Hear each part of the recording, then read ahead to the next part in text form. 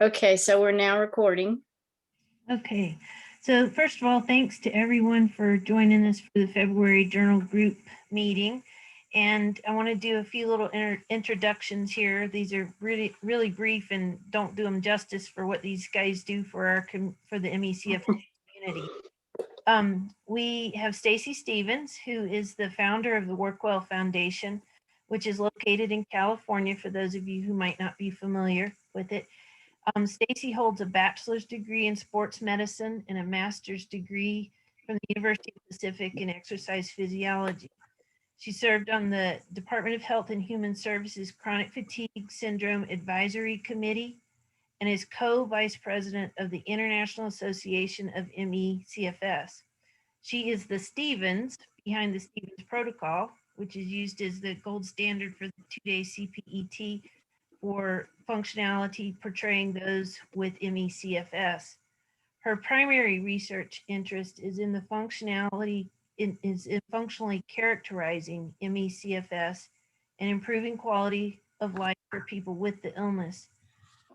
Data obtained by Staci and her team at Workwell is considered, certainly by us and many, to be the most relevant and helpful information regarding movement and exercise in patients with MECFS. And then Dr. Mark VanNess is Workwell Foundation's scientific advisor. And he received his doctorate in neuroscience from Florida State University in 1997 and did postdoctoral work at the Department of Pharmacology at the University of Texas Health Science Center at San Antonio. He teaches classes at the University of the Pacific in the College of the Pacific and College of Engineering in the areas of exercise science, nutrition, and biology. He began working on MECFS way back in 1999. His main interest is in the role of the autonomic nervous system and immune dysfunction, and he has particular interest in the mechanisms that produce post-exertional malaise in women with MECFS, especially as they contribute to physical and cognitive dysfunction. I want to encourage anybody who hasn't looked, but both Staci and Mark have excellent presentations in addition to their publications that are located on the Workwell Foundation website. And I encourage you to take time to watch each of the various videos and presentations and read through the documents provided. And super excited and grateful for all the work they do and for taking time to do this for us today. Well, thank you, Sally, for that fantastic introduction. Thank you all for having us here and for joining us today. I'm going to share my screen. So I have a little presentation for everybody, and Mark and I are going to go through. Oh, there we are. All right. So the article that we're going to talk about today is one of our latest on post-exertional symptoms that distinguish MECFS from controls. And Mark and I have been working together for over 20 years now. I met him when he was first-year professor at the University of the Pacific. So we got him when he was just a puppy. And now he is all grown up and the chair of the department. So we go back a long, long ways. And, you know, I kind of consider Mark my other brain. He is so smart. He has such great insights into exercise science and neurology. And he just has this fantastic background that really has helped our group pull together the physiology in this area. Mark, you want to talk a little bit about our co-authors? Yeah, you bet. The reason we put this list up here is because, just like Staci said, you know, you get people in different areas of expertise and they have an additive effect. You know, new perspectives on the same data can sometimes provide better insights for us. The first author there is a student that Staci and I've worked with for several years. I think all of you are familiar with Dr. Lily Chu. She's really the brain behind this. When we originally designed this study, it was an exercise study. Staci was interested in some of the follow-up questionnaires, but it was Lily that really drove this study. And then, of course, You recognize Staci and Jared, the Workwell team. Dr. Snell was a professor here and chair of the CIFSAC for many years. He's retired. He's retired, I just say, from teaching, but we still keep him involved in the research as much as we possibly can, especially for the qualitative things that he does with us. Todd Davenport's a physical therapist at the University of Pacific, and again, a little bit later collaboration with us, but then again, helps us a lot from the therapeutic standpoint. So, and you've got everybody on there. Staci always inserts herself somewhere in the middle of the author lists, but as you guys know, she's the driver behind all of us. I'm the quarterback. That's right. So just to give you a little overview and history, if you're not familiar with our work, sort of how we got to this paper, some of it's in the introduction. And so the idea is that post-exertional malaise is the hallmark feature of this illness, and yet very little research is out there from a quantitative perspective and a qualitative perspective explaining this symptom, characterizing this symptom. And that's sort of what we've devoted our research to this specific area. And as physiologists, we like to measure things. And so we started with a one-day CPET. And that's sort of how I enticed Mark to begin working with us, because the first thing we did was a clinical trial. It was the first phase 3 clinical trial for a pharmacological drug for chronic fatigue syndrome 20 years ago.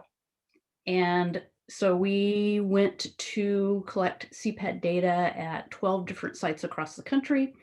The primary outcome measure was treadmill duration, ironically, but we had all the CPET data that the company wasn't interested in.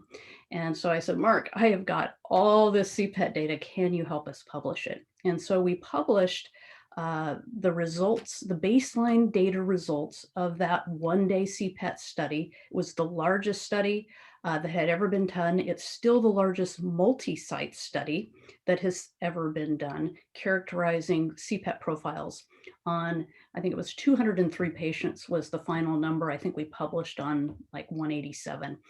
But what we found from that initial study, we found several things. But what really intrigued us was that half the patients, based on their VO2 max, were moderately to severely impaired, but only half. And so the other half, based on peak VO2, were just mildly impaired or showed no impairment. And that was puzzling, because in order to get into this study, the physicians said that their patients were all severely impaired and disabled. And so we thought, well, we must be missing something. And what we were missing was PEM initially. We were measuring the wrong day. So this was before we created the 2-day CPET. That led to, we're measuring the wrong day. What happens the next day, and how do we characterize that? So that's where the 2-day CPET came in. We wanted to measure the impact of a standardized stressor and what happened the next day, because our patients told us they didn't recover. Now the 2-day CPET has been replicated by many other groups. The National Academy of Medicine has said that the 2-day CPET is an objective measure of PEM. So that was nice for us, nice and validating of our work. But we kept going back to what are the patient experiences and how can that help us? So that led us to look at these open-ended questionnaires that we always provide in every study that we've ever done, because we didn't really know what the symptom experience was. And so back in 2010, Mark was lead author on a paper in the Journal of Women's Health, where we looked at the recovery responses from a 1-day CPET. And then we did a follow-up when Todd Davenport got involved with our group. He's like, this is really interesting from a diagnostic perspective. Published another paper. That paper happened to receive a publication award from the APTA, and that was on diagnostic accuracy of symptoms during PEM. So during that 2-day CPET, the results of that study were fatigue or symptoms that last longer than a day, combined with fatigue plus 3 symptoms, was highly diagnostic of PEM, and that this could potentially be a good clinical tool for PTs, OTs, and healthcare providers to have simple questions to ask when seeing a patient. So this sort of is building. We started with CPET, the objective, we moved to the qualitative, and now this work sort of is, we're looking to round it out. What more 20 years later can we learn about symptom expression? Because there's very little research on that. And so that led us to this work, and we are hoping that this sort of fills in some of those gaps in looking at a more complete analysis of symptoms following these two very standardized stressors.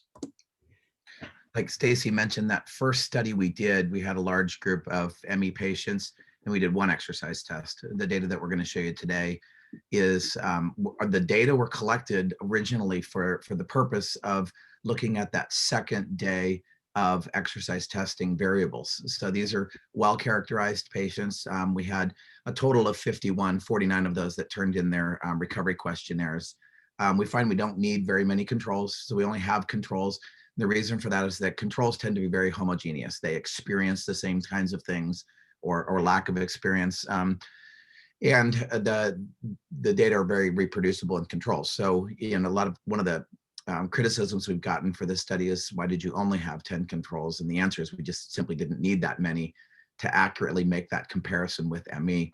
All of the subjects are women. Earlier on, we decided this is primarily a women's health issue, and capitalizing on the number of women we have in a study probably describes the illness better than the potential confounding variables of having males in there. So number two there, the biggest strength of this study is that if you want to study post-exertional malaise, a standardized exertion is very important. And looking at post-exertional malaise after exercise is an absolutely ideal way to do that. And so again, I think that's the biggest strength of this study. The biggest weakness is that it's an exercise test. Many people with ME cannot perform the exercise test, let alone 2 exercise tests. So it does limit the applicability to some of these findings. I think the nice thing about this is the questionnaires. It was not a standardized questionnaire. It was an open-ended questionnaire when we literally, Staci came up with a series of questions that essentially asked, how do you feel immediately after exercise, and then more long-term as most people recover from exercise. We found that the ME patients not only didn't recover, some of the symptoms actually started getting worse. And so it allowed us to look at this without molding or modifying the responses that we might have gotten. It just allowed us to be able to read about patient experiences. Staci and I were surprised when we first studied, when we published the findings of the Women Health Study, which was several years before. We thought the exercise testing results were very interesting. If you look at readership of the papers, people are much more interested in the phenomenology of post-exertional malaise. And that's why we thought this would be a good follow-up study for that. Next slide, Staci has the open-ended questionnaire that she made up that allows subjects to just describe how they feel. And I would just add here that Chris Snell was instrumental in helping to design these questions, and Dr. Snell has a background in qualitative research. We just didn't want to impose our ideas or thoughts. We wanted to let patients express their own symptoms so that we wouldn't color the questions or the answers.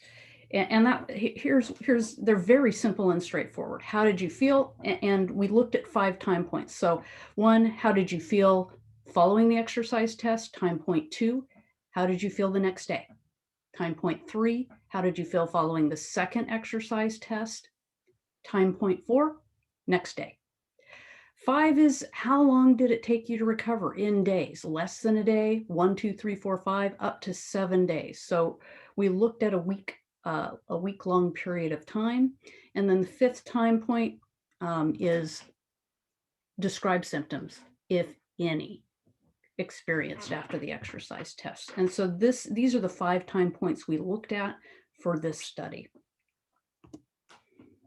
The categorization was done through a 2-part process. The first part that was very challenging is we had to come up with symptom categories, and we relied on the literature for that. We relied on other researchers' experiences that they had put together. And then quite honestly, there were 5 or 6 of us that got together and started clustering descriptions and symptoms and what people mean. Like, for instance, when they just, a lot of people are used to using the word brain fog, which is neurocognitive dysfunction, but people will describe that many different ways. I'm just using that as an example of one of the categories that we came up with. We had 9 categories and then 15 categories, and then we decided 18. That's all we could have is 18. And then after a little while, we thought, oh boy, now we need to have 19 categories. And of the 19, so 18 are people describing negative symptoms as the result of doing the exercise test. One symptom category was positive feelings as a result of doing the exercise test. So we ended up with 19 categories. Those were rated at 5 different time points, and they followed that time course that Staci just described. And once we had that established, we had our 2 blind raters that went through, read the comments, and then assigned each of the comments into a symptom category. And then we summarized the symptom categories. So, and then, like good qualitative research, we did a single round and looked at the fidelity between the 2 raters, and a second and third, and then finally a 4th round before the data were summarized. We did do, on number 5 there, we did do a little bit of quantitative analysis, and we'll show you that, but the stuff we focused on was the qualitative results. Demographics, our analysis showed there really were not differences between groups, which is what you want with a good research and control cohort. 70% of our controls were female. 80% of the MECFS were also female. Mean age, height, and weight did not differ between the 2 groups. So this, a little bit busy slide. There's quite a few busy ones in here, but 2 categories or 2 rows there, ME on the top and then the controls on the bottom. So of those 19 symptom categories, the average number of categories fulfilled by ME patients was like 7.5. For the controls was a little less than 2 on average. The next day, when you look at the 2-day CPET over the entire, it actually was 7 days, but a total of 5 different time periods, the ME patients described an average of 14 different symptoms. And I think that's it's a very important finding. Just this wide range of symptoms. An individual subject would complain of 14 different symptoms. And obviously you see a high standard deviation on there. There was quite a bit of variability. And we'll talk about the descriptions of those a little bit later, but then notice on the controls, they were able to fulfill up 3.5 of those symptoms, but the descriptions are rather dramatically different. And we'll show you that in a second. Look at the last column, the days to recover. We've since followed up just a little bit on this, but after the controls, they did 2 days of a maximal exercise test. They reported that they were fully recovered. They felt back to normal on average of a day. That same stimulus for the ME patients was 4.5 days. So that time to recover was rather dramatic. And unfortunately, we only assessed this out to 7 days. And we think there were some patients that actually took quite a bit longer to recover, and it's not reflected, but in the numbers per se, but there was a significant difference between time to recover. And we want to keep that in mind, especially when we start thinking about things like pacing, energy conservation, identifying post-exertional symptoms that are associated with overdoing it can sometimes be challenging because there's simply a lot of time that elapses between when they experience overdoing it and when they actually have the post-exertional symptoms. Just one thing, Mark, I want to add to this slide is this idea of risk versus benefit of testing. There is a small but vocal minority of patients that have undergone 2-day CPET that say they have never recovered.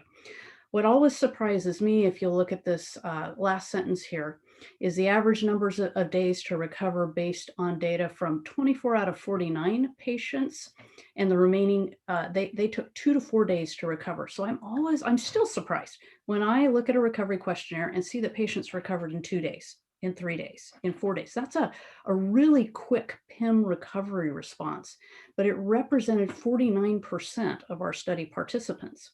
Now, the remaining did take 7 days or longer to recover. And so we acknowledge that. We really would love to learn how to distinguish between the groups. But I think personally that the patients should know what their recovery experience is. If when they overdo activities, it takes longer than a week to recover, as clinicians, you should be able to talk to your patients and say, what are the risks and benefits of this testing? Is this something that you're willing to risk? A week, 2 weeks, a month long recovery. I also found it reassuring that our testing wasn't destroying patients, that they weren't, but I think it's a myth that is out there due to this small vocal minority that patients can do this test and never recover. The other thing I wanted to bring up is that there's so much going on in patients' lives when they come in for a disability test. They're losing their income, they're dealing with chronic illness, they're dealing with family life stressors. And so the 2-day CPET is just one of a multitude of stressors that are likely combining for this delayed recovery response. And we need to do more research into it. Our current study that we're doing using 2-day CPET as a part of the NIH CFS Collaborative Research Center is looking at following patients longer than 7 days. So we'll be following patients' recovery response until they report they're 75% recovered. But this is an important area to discuss as clinicians that may be referring to CPET in terms of what you'll be discussing with your patients. In our community, our ME/CFS clinicians and healthcare providers, there are many of them that will not refer because they do not want to cause any PEM in their subjects. Even if their disability is on the line, they still won't refer to us. And that's a problem and an additional stress for patients, because in order to bill insurance, they have to have a physician's signature for the testing. So there is a big backlash against testing without taking a look at the data. And the NIH intramural study that did study groups on PEM, they found the same thing, that patients have a bimodal recovery response and that most of the patients are recovering. Half of the patients are recovering in 2 to 4 days, and the rest are taking longer. So just something to think about, and then we can have a discussion about that. This is the qualitative analysis, our first slide of the first 5 groups. In response to a maximal cardiopulmonary exercise test, this is a symptom-limited test, which means you exercise on that bike until you cannot push those pedals any farther and you stop because of symptoms. The 2 most common are fatigue or pain, usually leg pain. Those categories that we included, fatigue and muscle and joint pain, you'll see for the controls, they experienced those. And those first 4 time points are how did you feel immediately, how did you feel the next day, test 1, and then test 2 immediately in the next day. So you'll see that in response to stopping the test, the controls experienced 2 of those symptoms. The experience of the patients was much greater in number and magnitude, and the fatigue and the pain lasted out longer into that 5th time point, reflecting a week or longer. And then for the patients, we're looking at cognitive symptoms, a decrease in function. Notice not a single control reported those symptoms or anything from those categories. And the incidence of headache, again, it looks like that headache for the control was experienced in response in 1 subject after the first exercise test, but for the patients, it was a much more frequently reported symptom. Here are this is the list of some of the other categories. I always find these dramatically different from the other ones simply because almost none of the control subjects experience these symptoms. I mean, obviously, the first one there, sleep disturbances, you would not expect anyone to have sleep disturbances as a result of doing exercise. It's fairly common in the ME/CFS patients. When you talk to the control subjects, they would say something like, I had some leg soreness and it woke me up as I was rolling over at night. That's a very different sleep disturbance than what was described by the ME patients. But then you look at, things like pain went away very radically, very dramatically, time point 2, 3, 4, and 5. For many of these, there's no symptoms at all in the control subjects. Same thing with cardiopulmonary lightheadedness and then flu-like symptoms.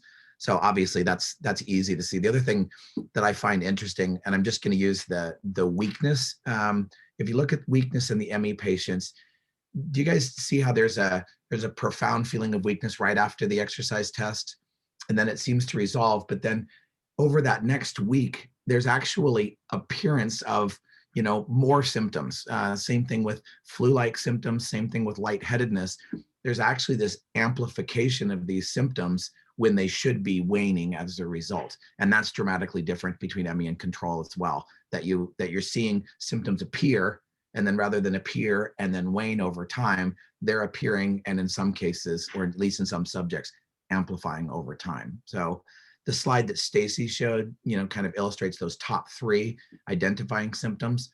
But then this helps to illustrate not only the diversity of symptoms that are experienced in the ME patients, but that idea of symptoms that arise or become greater magnitude over time. This is a really busy slide. The reason that I put it up is just so that you could see the 19 symptom categories. And that's just insane, right? 19, these are not symptoms. So think about that for a minute. We didn't have 19 symptoms to report. We broke that down into 19 categories, which means, I don't know that we counted the total number of symptoms, but 60, 70 individual symptoms, different symptoms were reported. So what is PEM? It is not one symptom. It is not 5 symptoms. It is complicated. We, in the last 2 slides, talked about the 11 symptom categories. And so let's just move on down. Mark ended with flu-like symptoms, but on top of those, we had gastrointestinal disturbance, mood disturbance, temperature control problems, tingling, neurological symptoms, increase in sensitivity, cold limbs were reported. But what I wanted to end with, and Mark has alluded to this already, is positive feelings. So for the healthy controls, the other thing to mention here is look at all the zeros for the controls. ME/CFS, lots and lots of symptoms, controls, none. Controls, very few. And then when you get to the positive feelings at the bottom, some of our patients had not exercised in so long, have a history of exercising. It feels good for them to get on the bike and go all out. And this is this delayed presentation of symptoms. So they feel good immediately, but the next day not so good, or after day 2, for some patients it takes 24 to 48 hours. So they may feel good day 1, may not feel so bad day 2, but then things start to fall apart. But the controls are reporting 50 to 70%. They feel good after exercise. And this is what is supposed to happen. This is what really distinguishes, exercise being a positive stress. And for our ME patients, it is not. It's devastating. So that is just why it is so striking between groups. And again, you can't say, well, PEM is pretty simple. It's 1 or 2 symptoms. We found that it's really complicated. It involves multiple systems, and it's individual in its expression. Oh, sorry, Staci, I was looking at something else. Yeah, again, the same 19 symptom categories, and I'm going to say the same thing Staci said. When you look down at those controls, you see a lot of zeros. When the IOC said that a 2-day CPET was a great way to identify PEM, and that PEM is a cardinal symptom of ME, boy, they weren't kidding. It certainly discriminates between ME/CFS and not having ME/CFS. Just looking at the numbers of, again, symptoms categories that ME patients, and just the last column, the percent difference. How often were you likely within that category to have an ME patient experience versus control? You see huge differences there.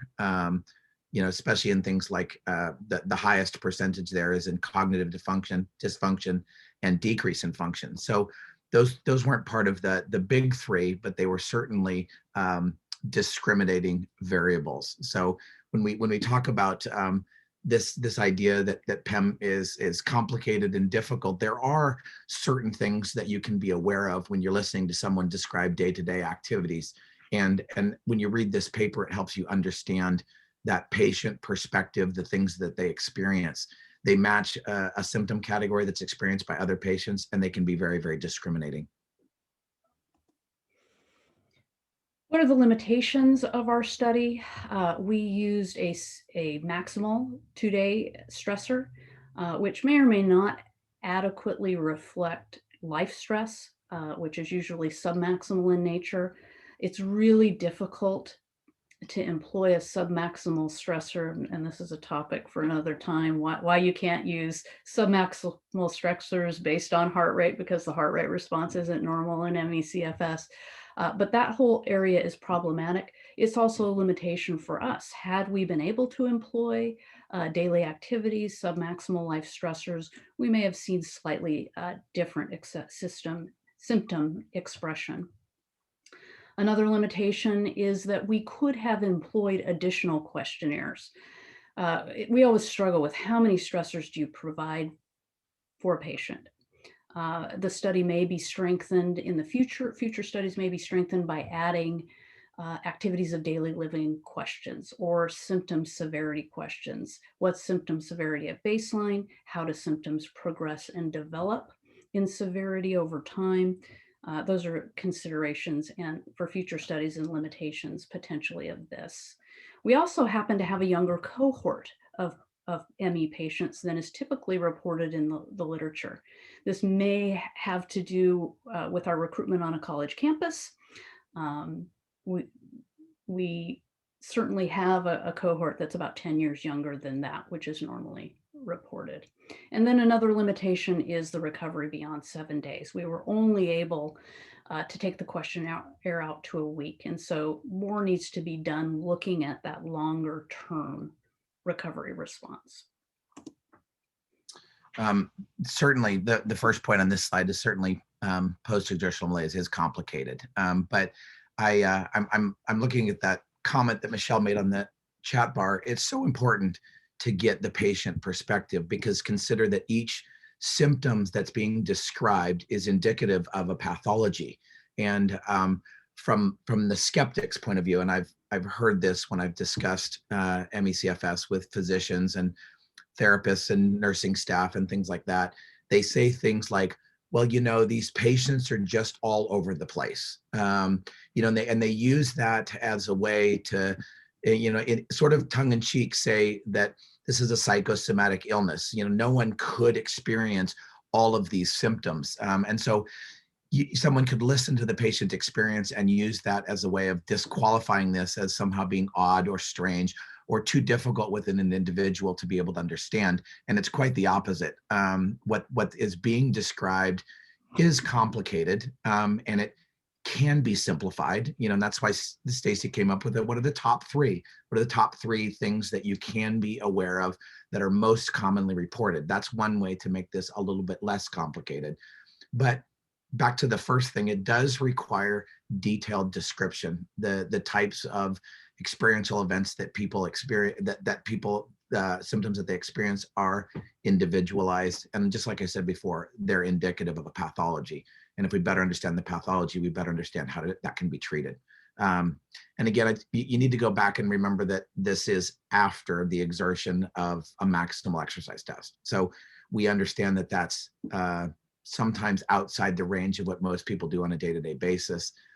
But again, back to what we said about the strength of this is it's a way of standardizing the stress so that you get a little bit more reliable responses. So PEM is complicated, but not too complicated to be described.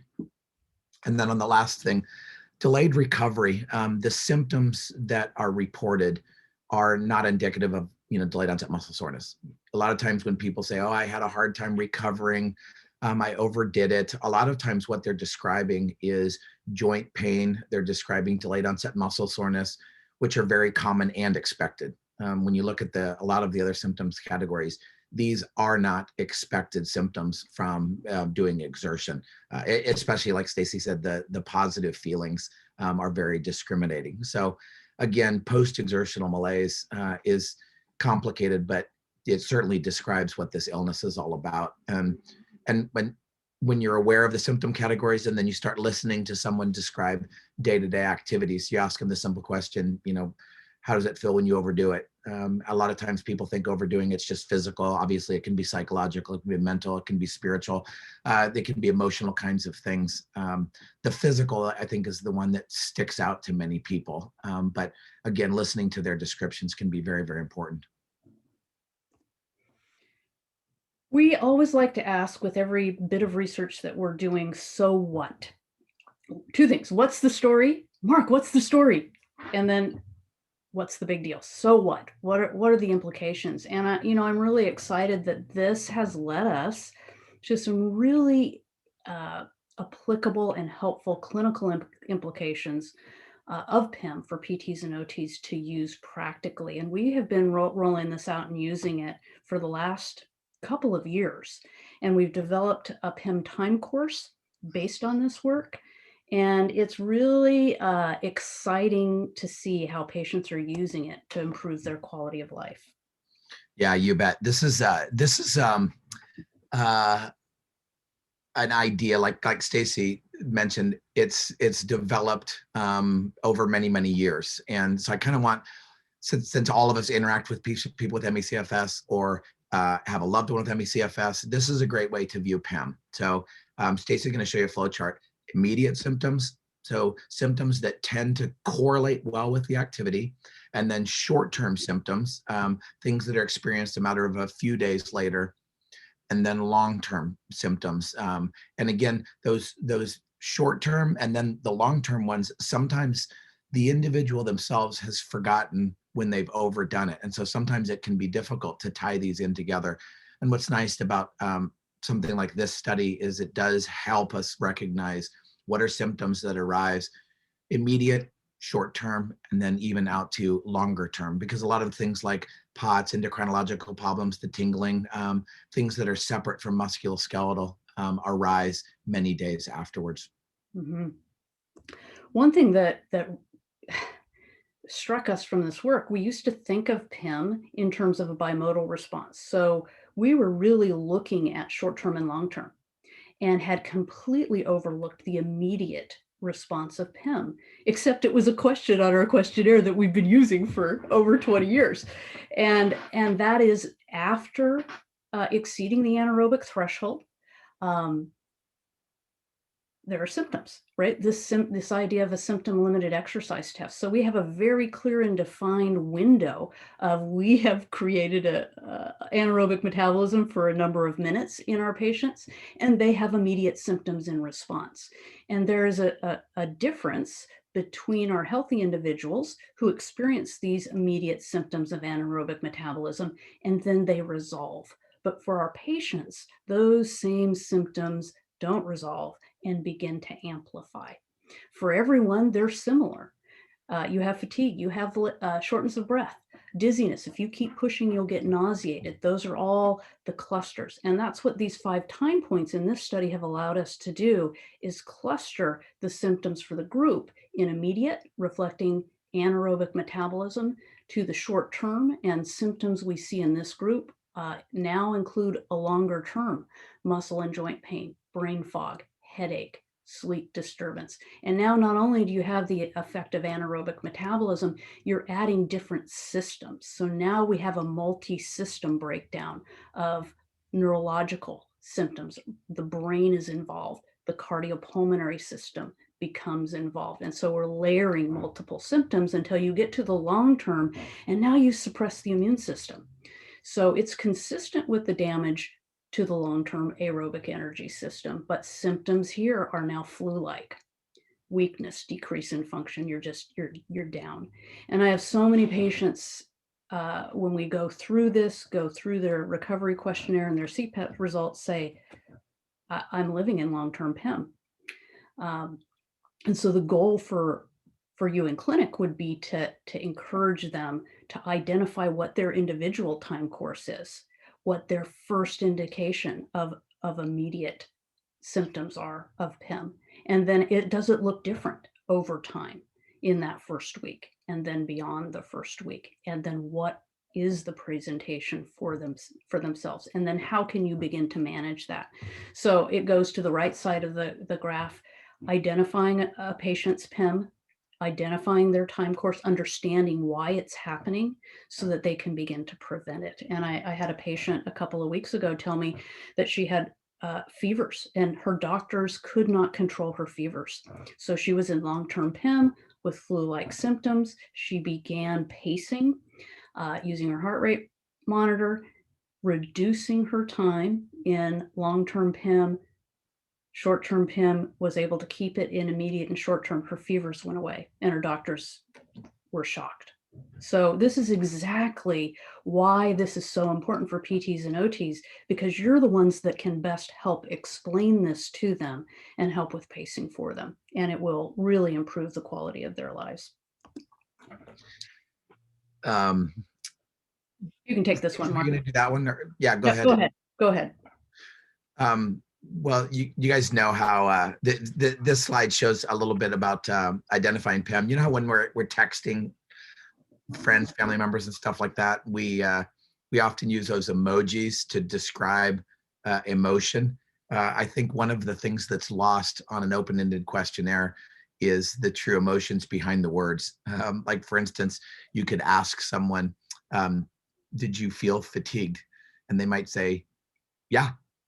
Or did you feel fatigued? And then there's that, yeah, the same words, completely different emotional kinds of things. So identifying PEM after identifying and preventing, it helps when you're interacting with the patients because you understand the emotions quite a bit better.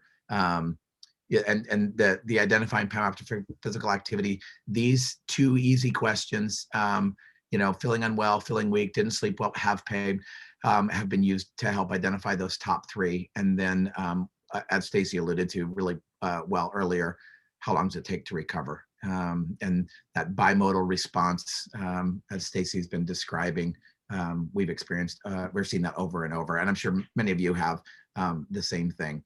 And then when you look at Staci's timeline that she put together, where you've got the little chevrons moving down, what's your first PEM symptom? How long does it last? And then how does that progress? Is it one of those symptoms that wanes, or is it one of those symptoms that actually amplifies over time?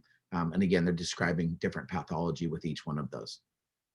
Yeah, and I would just mention on this slide, under the very first point, identifying PEM, we took those 19 categories, and Todd's previous paper on diagnostic accuracy came up with 4 symptom categories, but really tried to simplify those so that in clinic, we're still looking at fatigue +3 as a good indicator of PEM. And, ideally, we'd love to come up, with the Beck inventory of PEM, a 2-question inventory. Does it take you longer than a day to recover from exertion? And do you feel bad? I mean, we went back and forth. You just don't feel good. And does it fall into one of these categories? Weak, unwell, don't sleep well, have pain. I mean, that means you're sick. You feel bad.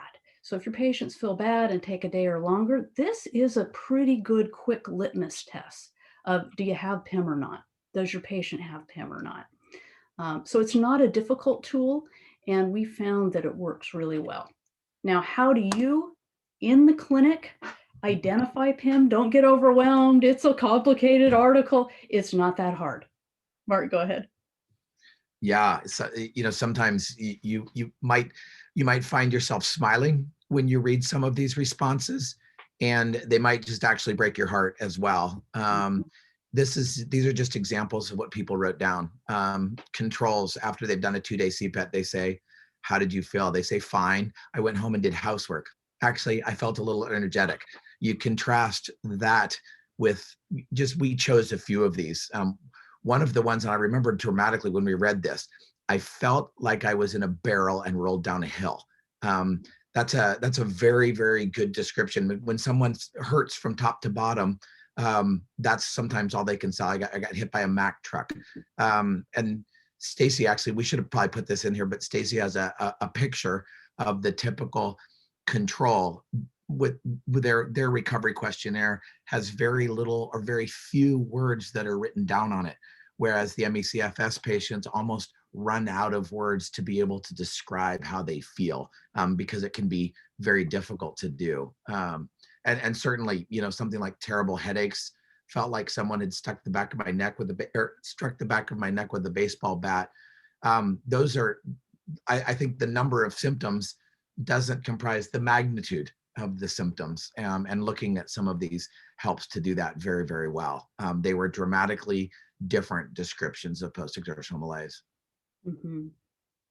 And so I think that sums up our discussion of the paper, and we're happy to take questions.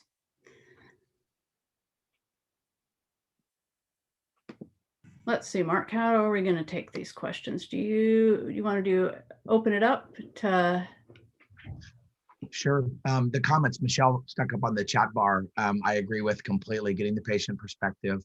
And then simply, her second comment, we have heard, just so you guys know, we have heard this a lot, that when MECFS patients read our articles, and they're quote scholarly articles, that they represent the patient perspective nicely, that what they're reading in the literature reinforces what they've experienced. And that's probably one of the best compliments we've ever gotten, is that we're accurately representing the challenges and difficulties of having ME. And I think the applicability to long COVID. So, there have been, 30 years of, we don't believe this can't be possible. Now long COVID is seeing the same thing. So not only is it possible, symptom presentation may be a little bit different with the long COVID group, but, hopefully we won't repeat the same mistakes with this new long COVID syndrome that we have for so long in MECFS, and that it will be taken seriously and maybe move legitimacy forward for both contingent conditions.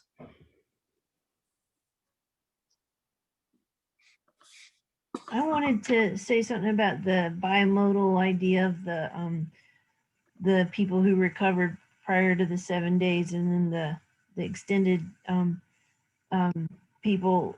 Staci and I have talked about this because I had the CPET, and there was some talk that maybe I was in that group of non-recoverers. But one of the things that has occurred to me, Staci, that I haven't actually talked to you about, was the idea that the test itself, because I was so clueless about where I was functionally, and what was causing all my pains and symptoms, that when I got the results of the test, I immediately started implementing, more of a self-awareness based on the test. And so my function level decreased. And so I don't know that I could early on could distinguish the difference between what the test did and what I was doing to try to come to terms with this new place that, I was going to start trying to live within the envelope. And so I wonder if there are people, so now my my function level is lower, but I have many days, most days, that I feel better because I'm living within my envelope, and my envelope is much narrower. But and I wouldn't, as time goes on, I'm less and less a believer that that's what happened to me, that I was someone who extended beyond that 7 days. I think it was that it was all of those symptoms were so meshed together, I wouldn't have been able to parse it apart, what was what. So very complicated picking apart of what is what, Yeah, I think this idea of a time course has really been helpful in talking to our patients, because the whole illness is so complicated.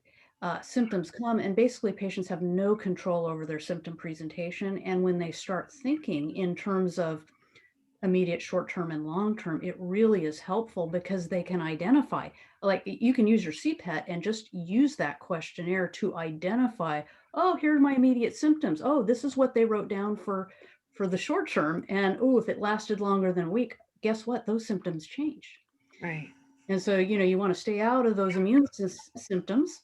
Yeah. And ideally keep it immediate and short term. And if you can pick your top 2 or 3 symptoms, what's that first sign of that immediate symptom? Ooh, what happens when you go into short term? How does that differ? If you can pick those up, give yourself permission to rest, then that changes things. Yeah. So, so can Sally, I? go ahead, Michelle. Sorry. Yeah. So I'm just to follow on then from that bit about that sort of bimodal response. Have you looked at what people are telling you about their PEM at all before they do the test in order to be able to see whether you can predict whether they're going to be a short or a long recoverer, or is that? We haven't done that yet. Most patients don't come to us with any clue. They wouldn't be able to answer that question without a bit of education, so that's a really good question. And I think that's the bit where we've really been focusing on that whole subjective bit, trying to get people to trying to understand what it is that's causing people to have PEM. Because obviously we're not doing CPET tests, but trying to understand what causes it and to then be able to target how to manage it. But that subjective bit's so important, isn't it? Is to find out what they're doing. And it's a combination of stressors. Go ahead, Mark. Well, Michelle, actually, you just said what I was going to say to Sally's comment. It's really control. I think to a large measure, people feel like they don't have control of these symptoms because they don't understand how they arise. And when they can identify them and they can identify from where they came, and Sally, just like you said, being able to understand them, now you said your energy envelope's lower than it used to be, but there is a measure of control, and that's delightful in an illness where you feel you're at the mercy of it. You do have a measure of control. You understand these symptoms better.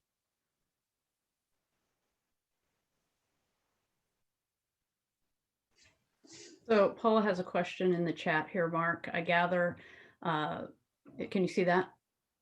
Wondering if there's a therapeutic. Oh yeah, yes, Paula. And I think by asking that question, you're answering it yourself. Certainly pacing. Well, part of pacing and energy conservation therapy, all of those types of things arise, first of all, from understanding PEM, understanding the exertion that it takes to produce it. But then the underlying, at least physiological exertion can be tracked, at least to an extent, with heart rate. And that's one of the things that Staci has found is very helpful, is that if the heart rate monitoring helps you identify when you're overdoing it and need to back down, that you can prevent some of those symptoms by following the pacing and the energy conservation therapy. And I think there's a lot of things, prolonged standing. Staci uses the example of people standing to bathe themselves, and they don't realize how physically taxing that is. And even taking your heart rate monitor off before you get into the bath, you won't notice that. And recognizing those and then being able to have a measure of control over it, I think is wonderful. And then, Paula, the emotional part, that's always a challenge. The taxing that it takes whenever any of us have our immune system activated, there is an emotional context to that. So I'm agreeing with a lot of what you said, but certainly it helps educate patients about what's permissible for them to do and gives them a measure of control over symptoms. I have a question about the emotional content. I'm seeing that you guys kind of go right away into all the things that you can do to control, and I've loved knowing that for myself, just knowing what the effect of a shower will do to me. Very empowering, and I think that that's one of the linchpins of this kind of practice, is empowering the patient and also sincerely believing them and what they're facing. But the way that you were talking, Mark, about what the emotional content was, is they were talking about, oh yeah, I feel like I was in a barrel and rolled downhill, or I was fatigued. It sounded like there was something that maybe you were wanting to say a little bit more about that content? Did I read you right? The point there was just magnitude. You know, the word "I was fatigued" and "I was fatigued" have two completely different emotional contexts in a healthy person versus someone that's experiencing post-exertional malaise. And it was truly the magnitude which comprises emotions. Yeah. Well, Mark, and I think you often share this story, but it would be really applicable in this context, that it's not just the physical stressor of the exercise tests, that often while we were doing the testing, you're talking to family. And there's a huge family stress component to all of this, of lack of belief from family and friends. And you want to discuss that briefly? Well, it's a quick story. Every time we have ME/CFS patient come into the lab to do testing, typically their parent, spouse, significant other, friend would come in with them. The subject would go into the room with Staci, and then I'm just left kind of hanging out with the helper or the loved one or the spouse or something like that. And invariable, somewhere in this, brief 10, maybe 10 minutes, they would have something like, "Is this really real? What am I supposed to do here?"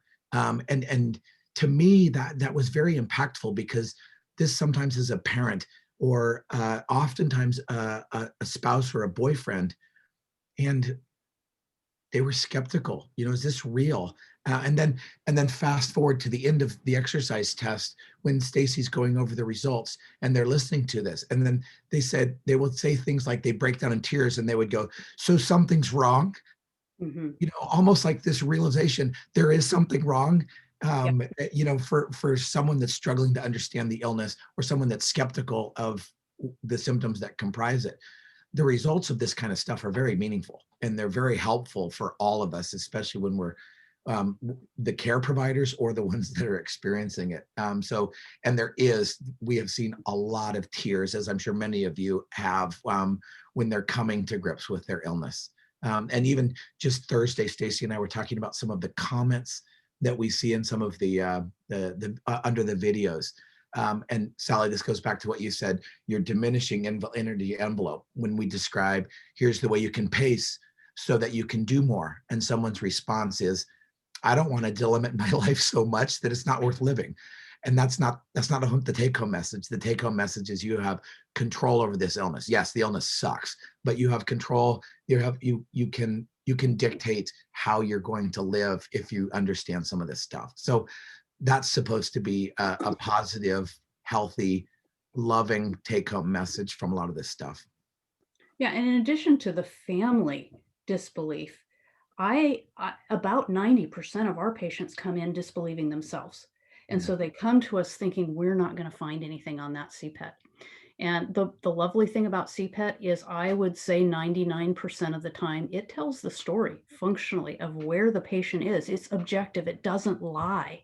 And so patients are so relieved. They are devastated that they're severely functionally impaired. They're devastated to have multiple abnormalities on their 2-day CPET. But it is so validating. We hear over and over, "So I'm not crazy. So this is real." So it's not only disbelief from everyone else. They're questioning their own sanity. And it's not 10%, it's the 90%. So as therapists, this is how you can just validate your patient, by believing them. It's hugely powerful. And if they have objective results like a CPET, you can reinforce that and say, "No, you're not crazy. Now here is how you handle this horrific abnormality of oxygen metabolism."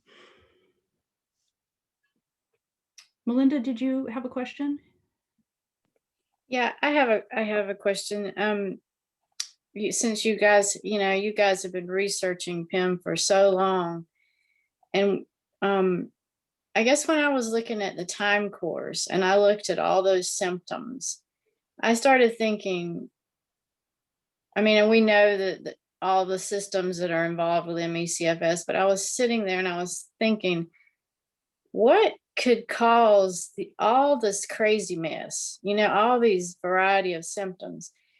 And what popped into my head was mast cell activation syndrome. A lot of those symptoms are also symptoms of mast cell.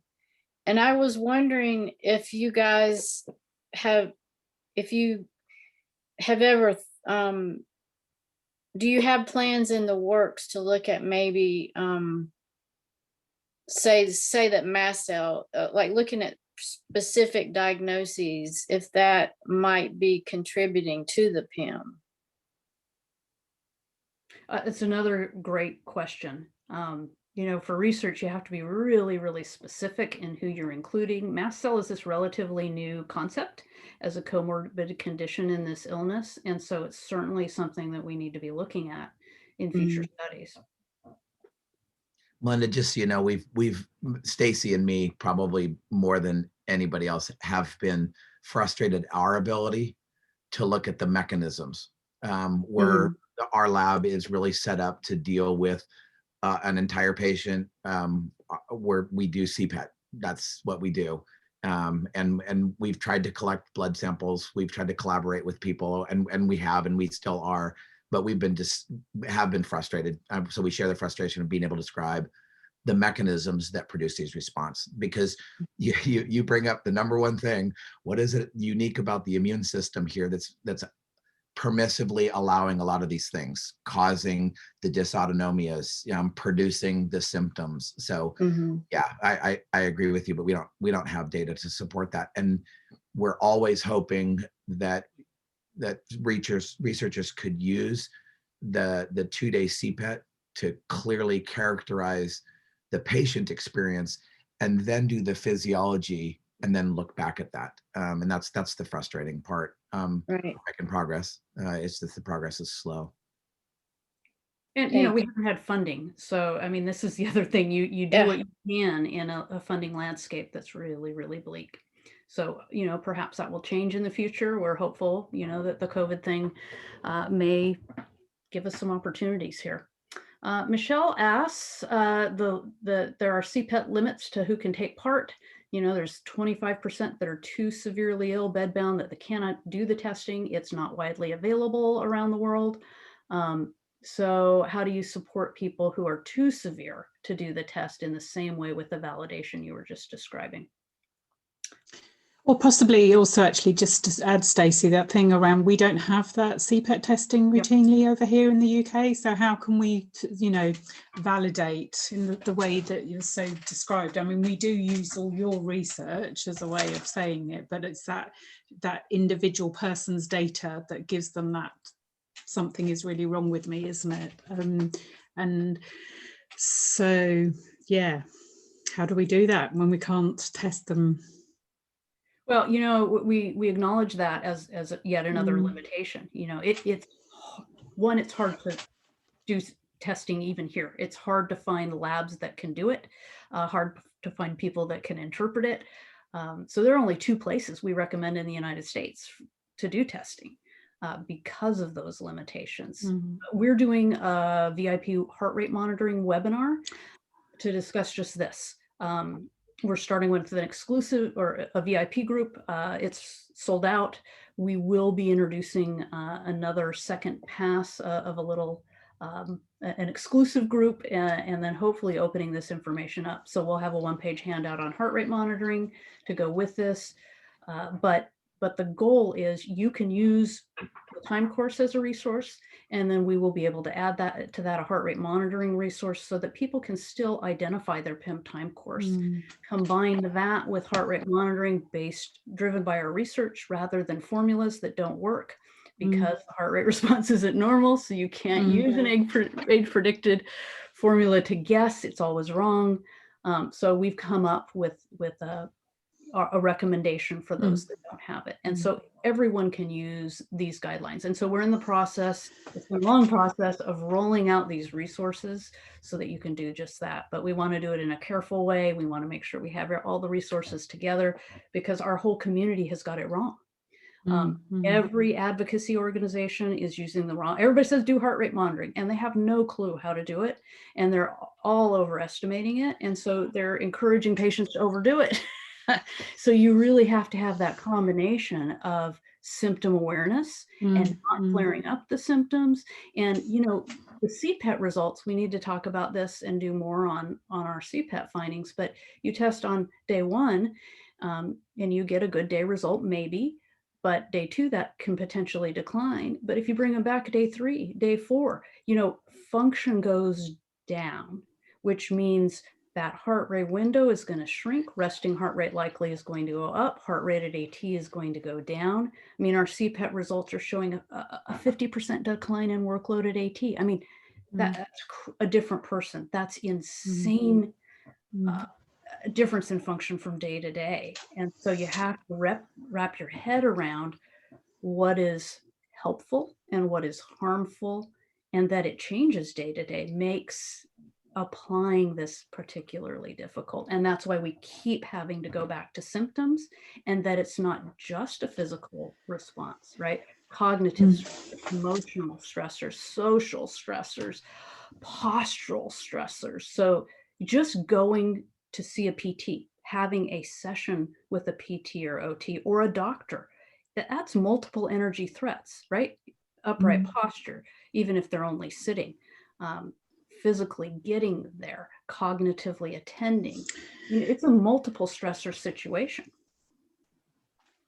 So we need to start asking these questions. How did you feel after my therapy session? How did you feel after just having a video call with me? How did you feel the next day? So these are the questions that can make this more applicable. So your goal as a therapist is not to cause PEM during your sessions that last for a week or longer. And that's a huge revelation for most PTs who want to just put their patients on a bike for 10 minutes to warm up, right? They're done because 8 of those or 9 of those minutes are in anaerobic metabolism. It's not productive. Yeah, no, I think that's one of the things. Sorry, I know Amy's got a question. But what's one of the things that we're really struggling with is how we get the message out to physios, because obviously we're physio focused, but physios who aren't treating people with ME for their ME, but are treating with people with ME for something like knee pain or for something else, and are saying to them, right, do your warm up and then do you this and do you that. And it's like, no, you can't even just do that. And so you've got to, it's so important, isn't it? But no, that's really, really interesting. Thank you. Yeah. Who's next? Go ahead. So my we're question, not going I guess, anywhere till we answer all your questions. So we're here for you. My Amy, question kind of piggybacks on Michelle's, is that, exactly how does this go into the clinics? And have you at Workwell really found it receptive to kind of the bigger clinics who have been notorious for pushing graded exercise? Have they been receptive to some of your research? And how do you guys as established clinicians and researchers kind of sell your story and push it for the ME patients when the ME patients can't do it themselves? Okay, so this is really an interesting question. Mark, I'm going to let you jump in here too. But as researchers, we're not supposed to sell ourselves. We're not supposed to sell our research. This is a brand new model. The research and the science is supposed to speak for itself. And in this, especially in this age of politics and where the truth of the science is being questioned on every level, and the arrogance of clinicians thinking that their way is the best way, we have found a great reception with the American Physical Therapy Association that we have not found with our own professional association. American College of Sports Medicine is not interested in what we have to say. In fact, they don't believe what we have to say. Aerobic exercise for them is the answer. So we found a very warm welcome with APTA, which is why our publications are more focused in that area. A very warm welcome from OTs, because I think you folks understand exercise physiology. And so we do symposium on ME/CFS and how to treat it. And we will have half the room be skeptics. And by the time we're done, they understand CPET. And we just explain, this is what's going on with our 2-day CPET.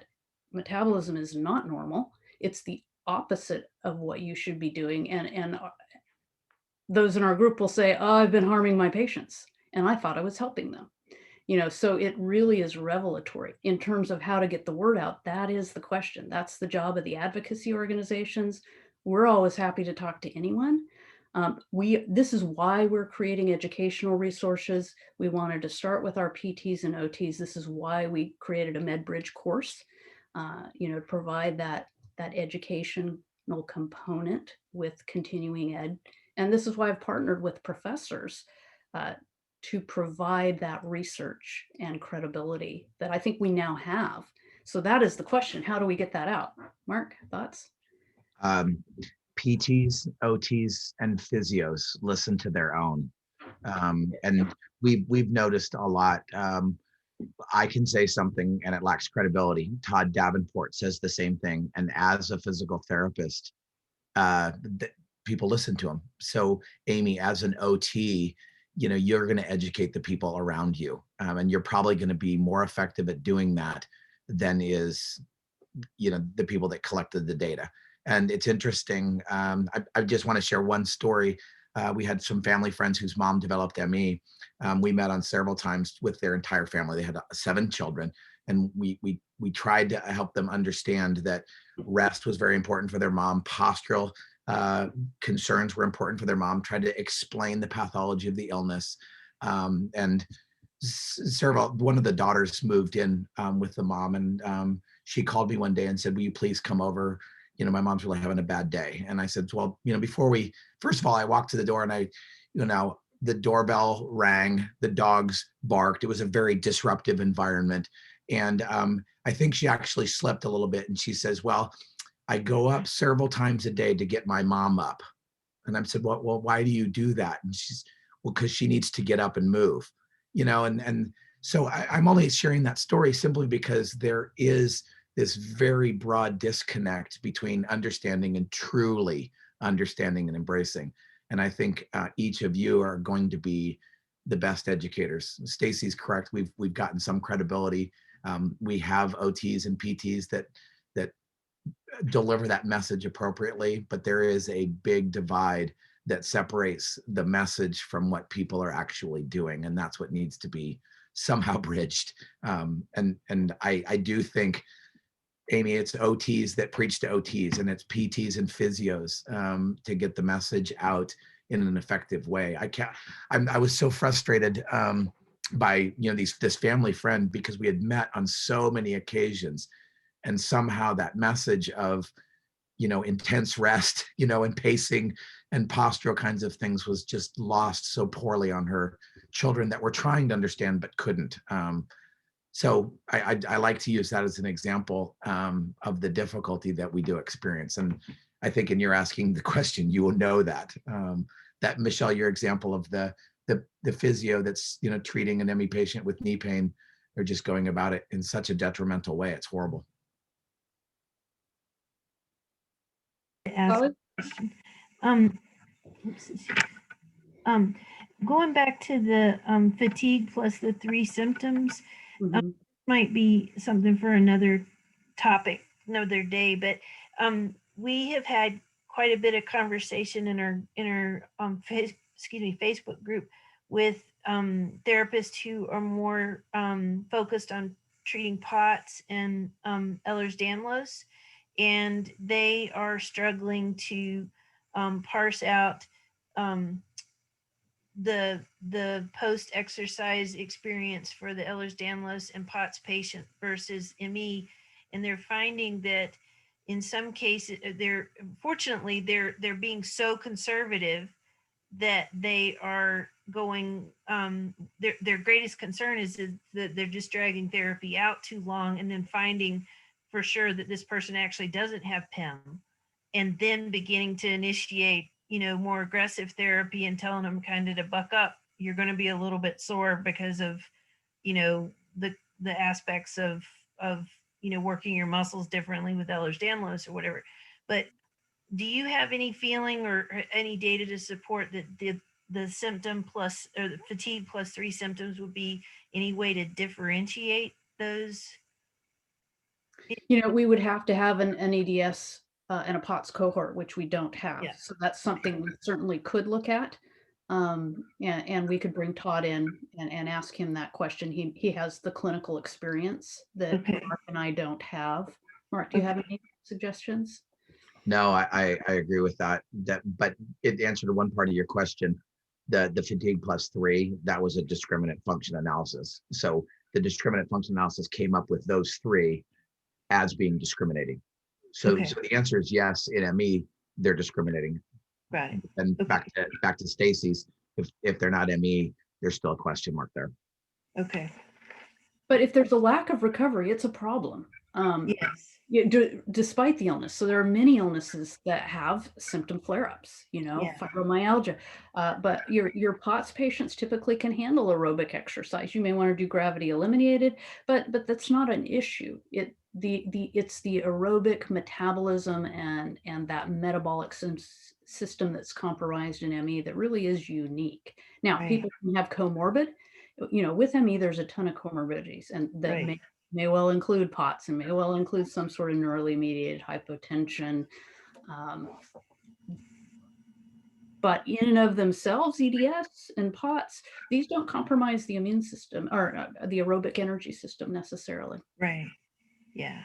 Okay. Yeah. I think our kind of cumulative knowledge response was that it's either, they're dealing with comorbid issues, or the or again, it's kind of a culturally biased approach of pushing a little bit too far too fast, and that what we think is an appropriate pace of moving someone forward is just not realistic for these other illnesses or conditions, and that you just got to back up to sometimes just almost seemingly ridiculous levels of progress, I guess I should, or like you said, gravity eliminated, and then small incremental changes. I think that's just so different, isn't it, to what we're used to as physios and OTs as well, that I think it's really hard for people to wrap their heads around it. And certainly some of the podcasts that we've done, we've seen people sort of saying, wow, I've had to go away and reset my whole thoughts around what I can and can't do. And that you would do that with any sort of other treatment modality you use. So why don't you do it with exercise? Anyway, don't get me started. So I'll get back off my soapbox on that one. Yeah, it's the condition for which aerobic exercise doesn't work and isn't indicated, and it is the go-to for every other chronic illness. That's your therapy. It's a cure. For diabetes, it's the go-to for hypokinetic disease. You want to get moving, and this is the one that defies all those rules. And I mean, it's one of the 4 pillars of our profession, Yeah. our body, and so you were, but again, you've got to use it appropriately, haven't you? So yeah. One thing that I learned from a PT friend of mine, that she kept saying it, and I finally realized what she was saying. Because we've had to do so much education against graded exercise therapy with ME, we're constantly saying, no graded exercise therapy. And to my friend, the PT found that to be negative messaging. She's like, why is everything around ME always so negative?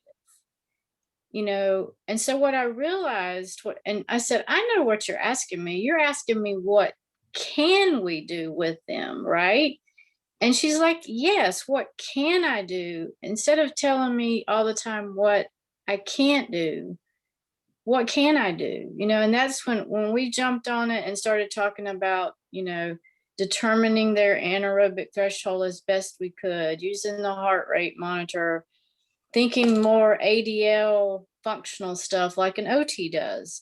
And then she was like, okay, I've got that, but it's just, I think sometimes we've had to advocate so strongly against GET that we don't tell people what they can do, and so I'm trying to do that a lot more when I'm doing education of that you can do this, as opposed to don't do that. I would 110% agree with that, Melinda. Totally. That was the challenge that we had quite early on with physiotherapy. Well, you're telling us don't do get, but what can we do? So it's about explaining exactly as you've just done what the other things, because physio isn't just about exercise, is it? And it is probably a bit more leaning towards some of what our OT colleagues do, but there is still that those how to support people with their ADL functions, isn't it? So yeah, interesting. You've had the same experience as us on that.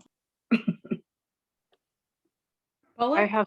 I have something possibly to contribute to this line of thought, because I completely agree that positive messaging and learning the art of speaking in a way that engages the listener so that it's even their idea is where the science is leading, that I'm noticing. I'm reading a book called The Catalyst, and this is about how hostage negotiators turn kidnappers around, and it's really fascinating how they work. And I realized this is something I need to learn in my own profession, because my own husband is a big skeptic. When I started talking to him about PEM, he talked about, he naturally went to his own experiences as a cyclist. And I said, yeah, but look at the recovery. So when I gave him something positive to do, that's when it began to click for him. So anytime you give somebody rules and limitations, they just naturally push back. So if you can give them an open space to thrive in, then they're going to more naturally listen to you. So I'm hoping to get the highlights out of this book and share if anybody's interested, because I want people to listen to me too. I get tired of being rebuffed like Mark was rebuffed. Yeah, I love that, Paula. That's great. Anything that we can do to communicate better, I think we all need to be looking at strategies. Well, yeah, it's masters of messaging, and coming from our beautiful, authentic place is where the power is. And there's just so much of it in this Zoom room.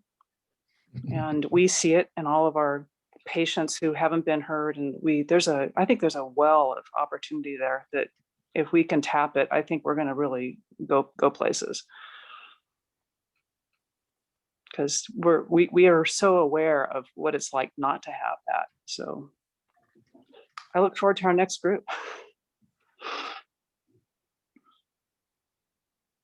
Anyone else? Did we hit your questions about PEM?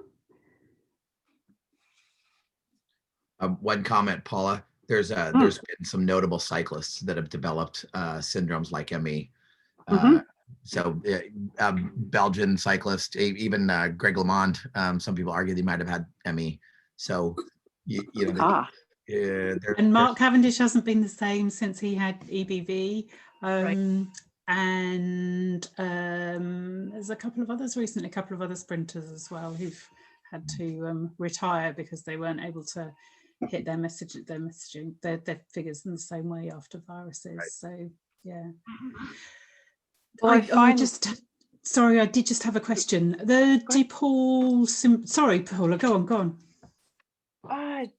I was just going to point out that I don't even have a diagnosis of ME/CFS. And I came through the Workwell Foundation because my attorney said, you need to go there. And I do have a fatigue diagnosis, but I don't have a formal ME/CFS. But the recovery that I'm learning about for myself is huge. You know, I have mold toxicity. I've got, ulcerative colitis. I've got other weird stuff. And at the same time, it's just like, well, though it's in common is what Staci has said. It's about lack of recovery. And how do you manage that? So you don't even need a fancy term that explains a large population. It's so much about just recovery. If your system isn't working, hey, we got news for you based on science. I would just add anyway a little bit. I haven't said anything. I am an OT, but I'm retired, but I have been certainly feeding information to my coworkers who spent the last 10 years watching our son be sick and trying to figure out what was wrong. And I would say for him today, he's just knowing about the 2-day exercise test and learning about heart rate monitoring, even though he doesn't have any numbers, has helped him so much that he's probably been doing a wearable and doing it for about a year. And he really is better. His little window he lives in it, but he's better within that window. I think feedback for you guys is important, that it makes a difference even if you don't get out there. You know, when by the time we learned of it, he was like, it's not worth it to me for what I would have to pay physically to travel there and go through it. He goes, I don't have any gas. I don't have it to do it anymore. But he's like this, we're in excuse me, we're in Minnesota, and a couple of times this winter he's in an apartment now with some friends that are taking care of him. He actually shoveled a little bit of snow. And I'm like, you did what? Because I watched, I kept stopping, I did this little path, and I'm like, how did you, oh my God, I'm like going, oh my gosh. And he's like, I would just stop, and at one point I started, like, my muscles were kind of hurting, not ME hurting, but they were sore, and it took me a while, and I realized, oh, that's just deconditioning, because he was an athlete before he got sick, you know, and it's like, I haven't felt that in years, almost 10 years. So it's just, but he knows to watch, you know, and you know, and as an OT, certainly, believe me, bath benches, canes, handicap, you know, you name it, grab bars. I know how to do that really well. So it's going to help him consolidate all of that. But I just, it's made such a difference to just know that it's out there. And I want it duplicated here. I want it to, you know, all over, so people have access. It would, you know, for disability benefits, as you heard, I know those are the people that you see a lot of. But, and the COVID people, the long COVID people, can it get in with them? Would it make a difference? You know, have you tested any of those people yet? Not yet. We're anticipating we will, but there always seems to be a lag, you know, of a year or two before. I think California is also a state that has a really good, one of 7 states that has a short-term disability policy the last 6 months. So anyone that's disabled, you know, it's been a year. People that may have gone on disability now, they're probably in that 6-month period. So I'm anticipating in the next year, we will begin seeing. It would be just really fascinating and potentially wonderful for this population, and for duplicating your sites and growing and. Right. Well, and with the surge, keep closing down in California too. You know, we're not testing in LA. We open, we close, we open, we close. So we're in Northern California only. Nobody wants to travel right now. So it's right. But it will open back up. It will. I'm from Northern California, so. Yeah. Sonoma and Mendocino counties. So the good part. Nice. But I know, I gotta say it. It is beautiful there. It is. I've got another question. Sorry, I had to run away. I've managed to lock my husband out of the house. And I don't know, was that question just related to long COVID and post-COVID patients? Or there's been quite a lot of talk about screening for PEM for patients with long COVID and around using the DePaul symptom questionnaire. Got any thoughts on that? Have you seen how many questions are in that questionnaire? Yeah, that's kind of why I asked. And so exactly. It's insane. Exactly. Yeah, exactly. And why ask about how much they earn relating to their PEM? You know, well, that's a psychologist developing PEM questionnaires, and I love Lenny. You know, I think he's done a lot of great work, but you're going to kill people asking that many questions. And honestly, it's finding a good short validated, you know, we would love to develop a short PEM questionnaire. There isn't a good one out there, which is why we are still doing our open-ended. And we hope from that, you know, next step would be we're giving you some examples. That's not a validated questionnaire in our time course, but I think we're heading in that direction, which is good. Yeah. By the way, Michelle, Jamie Seltzer for ME Action is working with Chris Snell on a very brief questionnaire to help identify PEM. Maybe overly brief, but that's a good idea, and it's catching on. Yes. Excellent. And I think we've got some research funding, and we're looking to do some stuff around VO2 max and just on normal activities of daily living. And we've been having that dilemma around what could we use for our PEM questionnaire. And so I really liked your I've said that's what I've been doing. I've been messaging them going, we should do a qualitative questionnaire on PEM, but also to link in with Jamie as well would probably be a good idea. Yeah, I mean, the common data elements that Mark and Chris and I were all a part of trying to identify what do all these studies need to have. One of the top priorities was to develop a validated PEM questionnaire, and the DSQ isn't one of them. So that was a top priority that came out of that group, and it has yet to be developed. So it's urgently needed.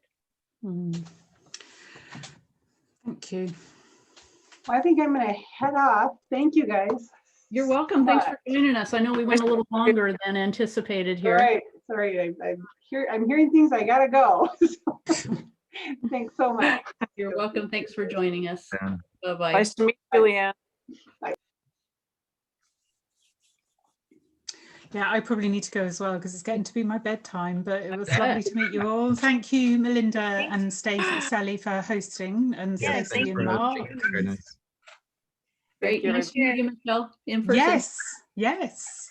You take care. I keep saying we need to come on an educational trip to the States to. Absolutely. California is a lovely place to visit. Mark and I will take good care of you if you come. Yeah. Okay, that's the deal, right? As soon as Corona disappears, then we'll be there. Yeah, excellent. Thank you. Okay. Bye-bye. Bye. Bye. Well, thank you so much for taking the time, Stacy and Mark, especially. Really appreciate the effort and the time and the expertise, and just opens up so many more questions in my mind for pondering and thinking and sharing with the group, and hopefully getting some more clinical questions, but also some clinical thought from the group that we're working with, so on how to address some of these issues and make treatment more successful. So really appreciate it. Yeah, and just for you to know, our next steps in the next year, we're trying to create a little different model. So we're doing our webinar series, and we plan to tackle our next two topics. We may do depending on how the heart rate monitoring goes, that's next week. We're going to do a beginning, which probably will lead to an intermediate heart rate monitoring, maybe even an advanced. And then we feel like we really need to tackle exercise in this population, even though it's, graded exercise therapy is a bad word. That doesn't mean that we shouldn't be preventing deconditioning, and we need to lay that out, because there is a path for some patients to improve functional strength and flexibility, and then long COVID. So those will be 3 of our topics in the next year that we're aiming to hit. That's awesome. Yeah, that is. So it's funny that we just had a little brainstorming session.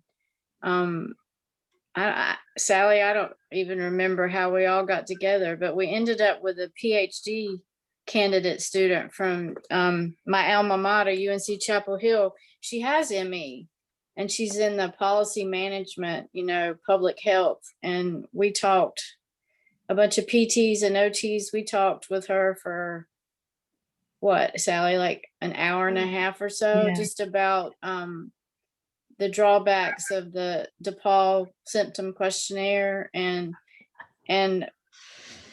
the creation of a very good PEM questionnaire. So it's, we're all of us are separately kind of on the same page. And if you guys are comfortable with that, I'd love to send her contact to you guys. She's got some really great credentials. She did 5 years with I don't think it was CMS, but some type of Medicare, Medicaid oversight. So she's got some real deep understanding of that. And then she's working on she's got a whole list of things she wants to do with MECFS. And I think you guys could maybe put her to work if there's a way you can use her. Yeah, well, we're always looking for folks to collaborate, you know, on this particular paper. Lily Chu, I don't know if you guys all know Yeah. her or not. Dr. Mm. Chu is really involved with a position with MECFS, and she took our student under her wing. We all provided guidance, met together a few times, but she really took L'Oreal under her wing and met with her to do all of our categorization. And so, you know, there's so many things we could be doing. So if somebody wants to spearhead a project and run with it, we love Yeah. that. And we'll provide the support and write the papers and all that, but it's awfully nice to have a new perspective and somebody young and fresh that wants to. And we had to kind of laugh because one of the reasons that Melinda and I started the Facebook group was the abysmal comments. I mean, like, you know, you go into the ME chat rooms and physical therapists are only one notch above the bottom feeders of neurologists. and, and Oh, you know, that's good. yeah, they're loathed by ME patients. Yes. And so anyway, this young woman she has been lucky. She has found nothing but excellent therapists, and so she wants to reproduce, you know, that experience for everyone. And it's like, wow, that's a miracle in itself. Yeah, And one good thing go ahead.